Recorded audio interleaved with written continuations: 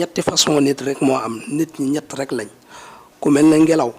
ngelaw fu ñu toll dañ koy soxlawoo bu yàlla téye woon àdduna bi ngelaw li diir bu gàtt rek àdduna bi tukki am na nit koo xam ne nag dañ koy soxlawoo fu ñu toll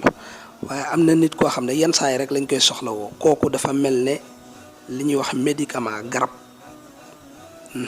yenn saa yi rek lañ koy soxlawoo mooy bu ñu feebaree waaye ñetteel bi mooy koo xam ne dafa mel ne jàngoro maanaam feebar kooku moom duñ ko soxlawoo benn yoon am na nit koo xam ne soxlawuñ ko ci société bi